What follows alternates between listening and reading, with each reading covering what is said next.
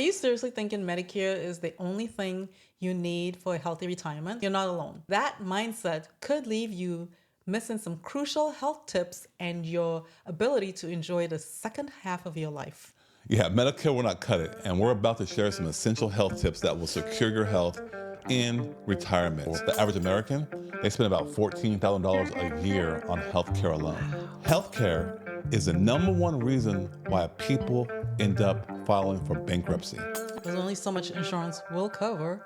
You have to pay the rest out of your pocket, right? That's what they think insurance is. But insurance has also positioned themselves to be like that too. So I can't tout about it enough. It's where I feel amazing when I'm done. And everybody should do one. Healthcare is the number one reason why people end up filing for bankruptcy. That's sad. Yeah, 65% of the bankruptcies are known to be because of health-related costs. Yeah, if you have hospital bills, surgeries, tests that they're billing you for, there's only so much insurance will cover. You have to pay the rest out of your pocket, right? Yeah, you can't rely on health insurance to really make you healthy at all. And think about people who, the average American, they spend about $14,000 a year on healthcare alone. Wow. You get to 65 plus, now you're about $22,000 a year on spending on healthcare. Wow. So it's a lot of money, and those years add up. You think about 10 years of spending $22,000, that's close to $250,000. Wow. Yeah, in 10-year span, and you're like, I don't have any more money to take care of myself. So, yeah, which you hear a lot, yeah. Yeah, but it doesn't have to be that way. Now, if you plan and you do the right things with these tips, you can avoid the chronic issues. Because really, it comes down to it. The best thing to do to stay healthy is to not use the system. Yeah. But as we dive deeper, everybody think that system is there for whenever they want to use it, and it's nothing but a trap. So it's 100% a trap. So the goal today is for you to believe, or for us to get you to believe, that simple lifestyle changes are the key to overcome disease and prevent disease, to restore health and live with vitality. So? Because most diseases are lifestyle diseases. Yeah, the majority of them are lifestyle related and not hereditary, even though people fool you into thinking it is hereditary. Yeah, and there are some that are strictly genetic. Yeah, but that's a small percentage, right? Very, very small percentage. Yeah, there are some genes in there, but just because you have the genes don't mean you have to flip the switch and turn it on and have that be expressed. Correct. So those little lifestyle changes are the key to not express those and get those diseases. Yeah, when we were growing up, we didn't know anyone with diabetes, Hardly cancer, right? Autism. We didn't ADHD. I never knew that wasn't a thing. Correct. We didn't, or thyroidism, Yep. all these issues. I never knew that. Yeah, and it's not because you don't get those, because the body just gives up and doesn't want to work anymore. Oh, it's hereditary. Yeah, I hear that all the time. Oh no, you're just saying this because you got to understand how the body works, and the body breaks down and just causes disease. No, not if you take care of it, like a Formula One car. The earth breaks down, but it rebuilds itself, right? The soil? Yeah. Now, of course, after a while, the car will break down and you can't use it anymore, but that's what happens with our body, but it doesn't have to be sputtering to the finish line. Yeah. So there's three main principles that we want to break down in which you're able to live a great retirement. Number one is medical care is not health care. No. All right, we're going to break this down more. Number two is you want to remove and clean up your environment down to the cellular level. That's the smallest unit of life, are the cells. So you clean out the cells, you clean out the tissues, you clean out your body, and you can restore it back to health. The third principle is you got to take back control of your health. So let's break that down more. Yeah, a lot of people don't have control at all. Think they do. They think they do, but their doctor tells them, you do X, Y, and Z. Do X, Y, Z without the proper information, and you do it blindly. Right, because I'm the doctor. I know better. Yeah, exactly. I went to school, I went to Harvard, I went to Penn, et cetera, right? Okay, so real healthcare is what you do, and it's affordable, and it is allows you to be free from the whole profit driven model of the medical system itself. So medical care, healthcare are sometimes used together, are often used together, but medical care is more of the interventions you receive to try to treat symptoms of what you're experiencing. Healthcare is what you do to get healthy. That makes sense? Yeah. Yeah, healthcare is what you do to get healthy. So what you put in your body, your everyday actions, whether you exercise, decrease your toxic load, exposure, and so forth, right? Exactly, exactly. So instead of taking meds or medicines like pharmaceuticals, you want to take meds. We talked about this before. Right. Expand, Yeah, want to meditate, exercise, exercise, detox, detox, and the last one is diet, diet.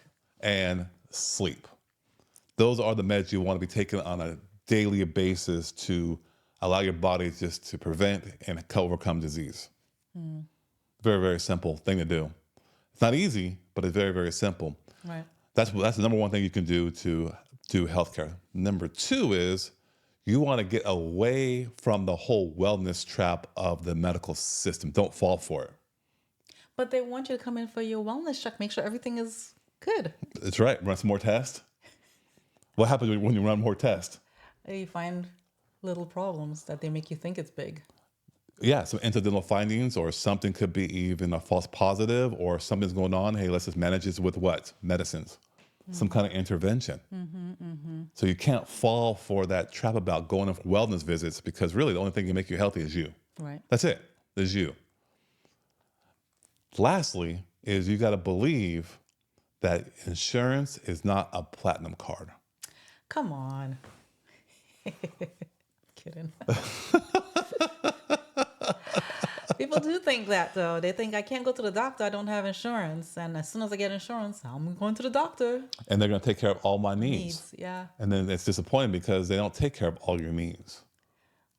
Yeah, they don't. But it's like I have this insurance card and I can get anything I need done. It's a disconnect. I know. They're complete disconnect because if you think that you have this crutch of an insurance card, that subconsciously is allow you to say, no, I'm going to do some things that are not really pro health. So I get eating bad, there's abusing my body. And when you believe that and you do that, guess what you end up having? Disorder, not health. Yeah. Right? I know. My mom was saying that her insurance sends someone to her house for a mid-year well check. And I said, oh, they come to your house? And she said, yes. I said, so you no longer need to go for your regular well check? Oh, yes, I still go in for that. And mind you, because she's a senior citizen, she has 2 well checks a year. She has one every 6 months, basically. So I say, in addition to the 2 well checks you get from your doctor's office, you have another one provided by the insurance company? Wow. What is the purpose of that one? That's a great question. I mean, well, why have it? I mean, there's this belief that all these checks saves lives. And her response was, well, I don't have to pay for it, so I'm fine with it. And Yeah. It's just like, oh. But that's the wrong mentality, because now you're doing something what someone else is telling you to do with your own body. There was the empowerment behind that. The question, I would ask questions like, why is this necessary? Right? What is the purpose of this? You got to definitely do that. It's really a kind of a belief mindset. If you believe that the insurance is going to take care of you, like I said, you're going to do the things that are bad for you. However, you believe that you have the power to heal yourself, like I told you from before, that's the small, natural little lifestyle changes, then you're going to start doing those lifestyle changes. And then the result of that is the health, right? So it's very simple. And so another thing too, like insurance, I think to keep going on this, but insurance is meant to help protect people from a complete travesty when it comes to financial, travesties in a sense, right? Yeah, I have a hardship. I got something really, really bad happens. Then I have insurance. It's not to have transactions with the doctor's office on a daily basis and just to pay for this made up stuff from these doctor's offices. Well, Exams. people use that for the car insurance too. It's as soon as they have a fender bender, they're ready to sue somebody's insurance. Yep. Because you see it's a quick get rich scheme. Yep. Quick get rich scheme. So that's what they think insurance is. But insurance has also positioned themselves to be like that too. So They do. But that's a whole nother podcast. We go down that rabbit hole of insurance. Because then also what you want to do, that's principle number one, right? Number two, what we want to break down is you want to do a complete cellular restoration. And this is where you clean out your body at the smallest unit of life, which is the cell. You clean out your cells, your tissues, your body is clean and begins to heal. And that's how you live a pain-free, energetic life. yeah, and how much you put into it is what you'll get out of it. So if you stay consistent and do that, you will have a lot of energy. Yeah, I mean, one of the big things are, you love to do a power detox cleanse. Yes, I do. A couple times out the year. And I swear I feel amazing when I'm done. I can't tout about it enough. And everybody should do one. Yeah, because if you don't ever clean your house, what would happen? If you never clean out your car, what would happen? Moldy, dirty. If you never wash your hair, clean your body, what would happen on the outside? What would happen? Yeah. Right? If they don't clean the roads, what will happen? It'd be just tore up from the ground up, tore up from the floor up. But my point is, it's like everything needs to be cleaned at some point. Yeah, 100%. Your body's being clean. What other things do you do to kind of complete that cellular restoration in a sense? What other things? Yeah. Like in terms of the actual Yeah, like other things, like your detox. What other things do you do? Or like you said, you clean the house really, really good, purify the air, I would imagine. Drink clean water. Clean water. Yeah. Exercise to move your body. All of that. Eat clean food. Yeah. Which I'm big on. Eat organic, clean food. Spend time outside in the sun and get fresh air. All those things are part of it. Yeah, you definitely want to clean your environment, like you were saying. Even like instead of eating to fulfill your hunger, you want to fuel your body with optimal nutrition with the clean food. Correct. Not the dirty food. Right. So if you have a Ferrari and you put the cheap gas in it, all right? Because some of these luxury cars, they call for premium gas. If you put the wrong gas in it, what would happen? Oh yeah, it'll sputter. It'll definitely sputter. Yeah. And then it's just like more gunk and stuff for the mechanic to clean out, right? And if it's a mechanic that does not specialize in that particular car, but just specializes in cars in general, right? Which is what, i.e. doctors.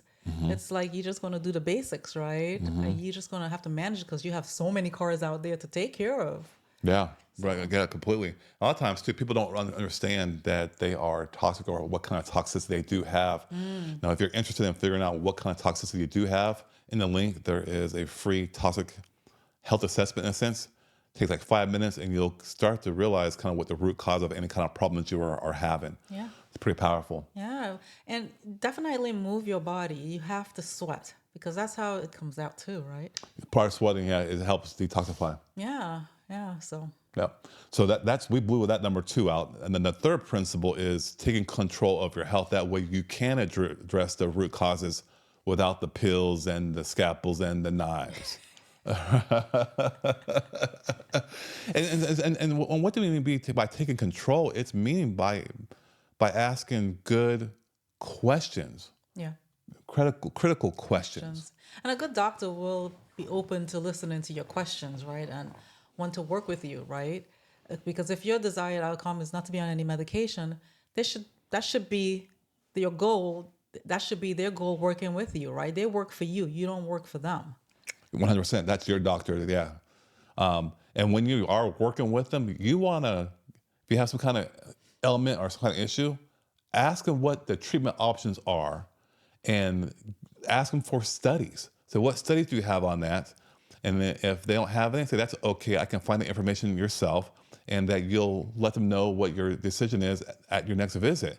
Because you want to understand how significant that that treatment option is, and if it's going to make a meaningful difference in your life. Right. Right. Because sometimes those actual treatments that they're proposing come with serious side effects that will limit your ability to enjoy your life, especially later in your years, right? Mm-hmm. If you're laid up in bed because you're too tired or you can't walk or you're tremoring, all these things because of side effects, right? That's not quality of life. Yeah. Yeah. It's like a statin drug. You take a statin drug, which 50% of the people are on. One of the common side effects is fatigue. Wow. Yeah. So is that making a real big difference in your life? Well, that's where you have to understand the risk benefits, the possible outcomes, the good and the bad, understand the probability of those outcomes, Yeah. and your risk tolerance when it comes to making a good decision. Yeah. And, a lot of people sometimes think, oh my goodness, I'd rather take the medication and change the way I eat. And you have to really have a serious conversation with yourself and think, is that worth it? Right? Being able to eat that greasy burger, to take a pill and then be laid up in your bed and can't move and can't do anything, to only open your eyes and scarf down another burger, that's not living. Yeah, especially when you get into retirement age, you don't want to labor through that. I don't want to labor through Correct. that. I'm doing everything I can to be vibrant until I'm 85, 95, and I'm still hiking and doing Moving your trails. body. Yeah. Living actively, have your mind intact, getting sunlight, and seeing the beauty of this land. Yeah. That's exactly right. When you get all the information and what you're looking to accomplish into retirement, that's where you have to make really good, informed decisions. Where you analyze all the information that you asked about and you research. You take the action, you evaluate your decision. It's realizing that you and only you understand what's best for your body. And a lot of times, surgery is the right thing for people. Some people don't want to go through surgery, don't want to take medicines, they don't want to have the side effects, they don't want to have the outcomes. But only you will know. That's right. Right. Because those three principles, you do those three, and here's the key, is that you will be able to escape the medical meal. No, the wellness checks, the interventions, more checks, more interventions. Then you get referrals, and it just goes on and on and on and on. That's where you're spending your days running from doctor to doctor to doctor. And that's why people end up going bankrupt, because they find different things. And so one thing that we have found before we became health coaches are that health coaches are so valuable. So I would encourage you to work with a health coach now before retirement, or if you're in retirement, work with one. That way you can stop this transactional relationship that you have with your doctor or your doctor's office, and you can start focus on more transformational results by having a partnership with somebody who can actually achieve those results naturally. Yeah. Yeah. And it won't hurt to have a health coach as part of your team. Even if you still want to see your doctor, it won't hurt to have your health coach as part of your team. And you're working together, not against each other, right? That's great way to put it, yeah. Yeah, so your doctor should welcome your health coach, or you have your health coach there to help to coach you along. But again, working together. Yeah, because a health coach can never get you off of medicines. No. And say they can't tell you what to do. What they can do is help coach you in different ways of approaching the issues you're having to get a better outcome, to work with your doctor, to perhaps have that conversation to get you off the medicines, right? So it's nothing that we can do to diagnose or even treat. It's just to coach you and give you the information. That way you can make your own decisions. Right. That's what it comes down to. Right. Just like a good golf coach for Tiger Woods. Right. Yeah, right. Another good thing about the health coaching is you will have a clear plan when you're working with them to prevent, to overcome some health issues and to stay healthy. And eventually, once you get to that level you want, you only have to go to the doctor in case of emergencies. Right, which is phenomenal. Who wouldn't want that? Yeah. Save time. Yeah. Money. Energy. It's like, and it's a mental, emotional stress too, right? if you go into that doctor all the time and you're so scared thinking, are they going to find something, or you know, is this going to show up? It's a mental stress, and it's an emotional stress. Stressor, I should say. I could imagine. I know like a lot of women go to get their mammograms. I can only imagine the mental anguish that they have to go get the test and then wait for the results. Yeah. It'd be horrible. Yeah. And, you know, they try to think positive and say, oh, it will save your life. No, not necessarily, but it's sad. Yeah, the mortality rates haven't gone down with the more and more of those tests. It's the same. But the good thing is that you don't have to worry about doing any more tests. You can get away from all the interventions that just don't work. They only treat the symptoms, and like those frustrations and uncertainty and anxiety, gone. Yeah. You'll be able to live your life. Travel. You have the money to travel because you're not paying saddle medical bills, right? Yeah. Enjoy your golden years with your grandchildren, right? Yeah, totally. Yes.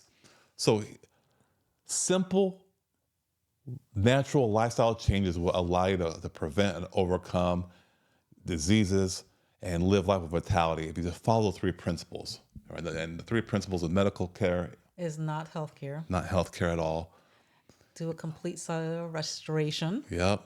Take control of your health. That's it. You want to be in control. And if you get really serious about it, work with a health coach to escape that medical mill and stop doing the things that are making things worse. So part of getting healthy is doing the things that you're supposed to do, but a lot of it also is to not do the things that you know that you're not supposed to do.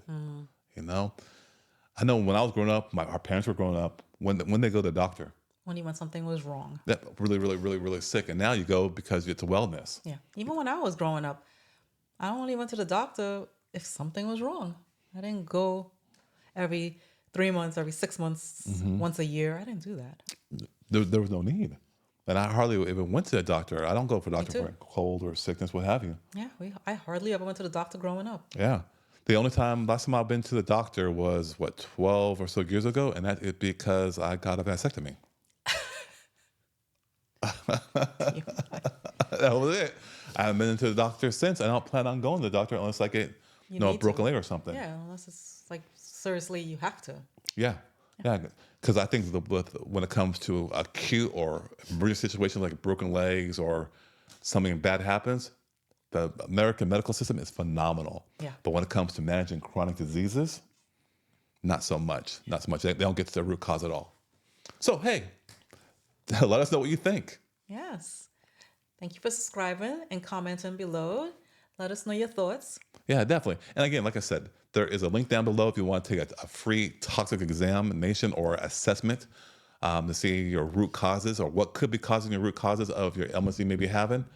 Take a look at it. It takes less than 5 minutes. I think you find it to be rather powerful. Yeah. Well, until next time, be well. All right. Take care.